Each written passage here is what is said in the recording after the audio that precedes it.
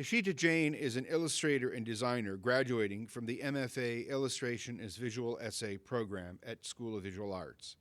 She is originally from New Delhi, India, and is an alumnus of the prestigious National Institute of Design, Ahmedabad, in India.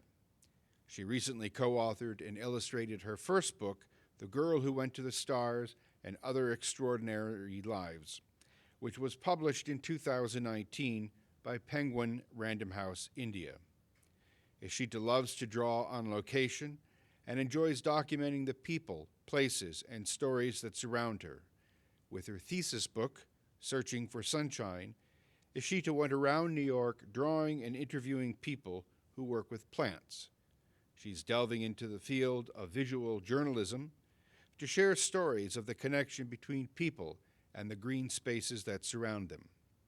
In the due course of time, Ishita hopes to roam freely, visit her favorite gardens, and draw everywhere she goes. It is my pleasure to present the 2020 graduate speaker, Ishita Jain.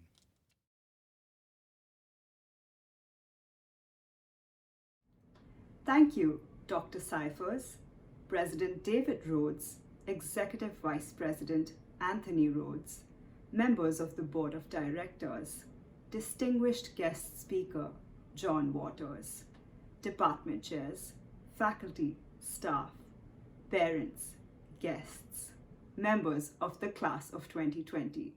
I am honored to speak with you today.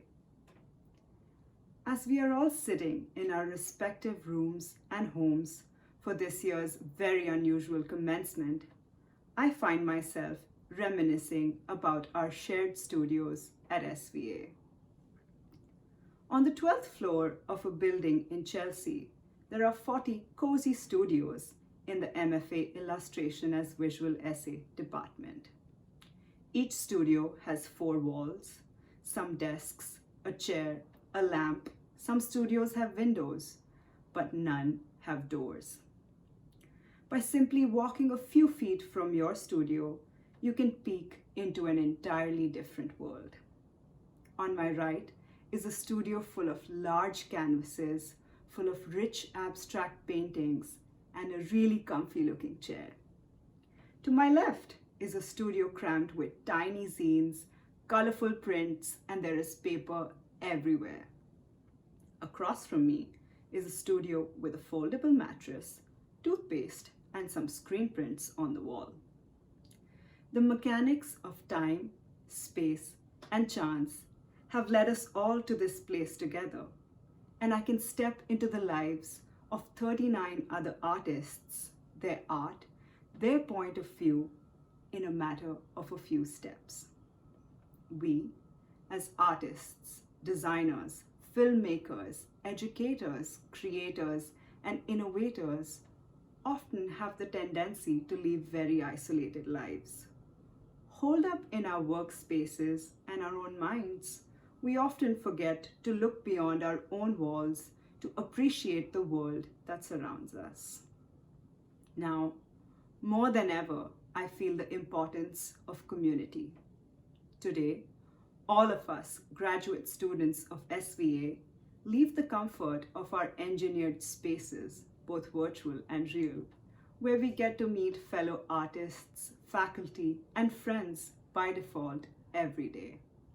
So, we must try harder than ever to stay in touch. Art does not exist in this world in isolation, and neither should we. But community is not just the people we choose to surround ourselves with. Community is also the natural world that we share space with on this planet. It is the sunrise and sunset that happens every day without fail. It is the water lapping in the river that surrounds us. It is the cherry blossoms bursting along the sidewalks, and it is the birds that chirp every morning. As the world grows at an insane pace, we are literally forgetting our roots. There is no way for us to move forward if we forget to love, respect, and care for the natural world that surrounds us. I spent this year immersing myself into the world of plants, gardens, and green spaces in New York for my thesis project. I had the chance to interview florists, gardeners, scientists, and artists who work with the natural world and ask them why it makes them happy and why their work is important. I would like to share something that Johann Wolfgang von Goethe wrote in his book, The Metamorphosis of Plants. Nature expresses itself in all quarters and in all directions as it goes about its work of creation. The integrity and rising intensity of the inner impulse, the creativity which sometimes issues in complexity of form, far beyond the need of mere survival, gives natural things a degree of autonomy and a measure of intrinsic value. Nature, like art, is destined not for particular ends, but rather for the internal satisfaction of wholeness.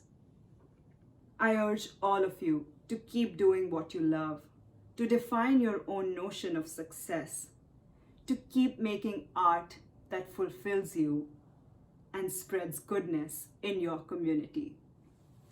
To the class of 2020, congratulations and thank you.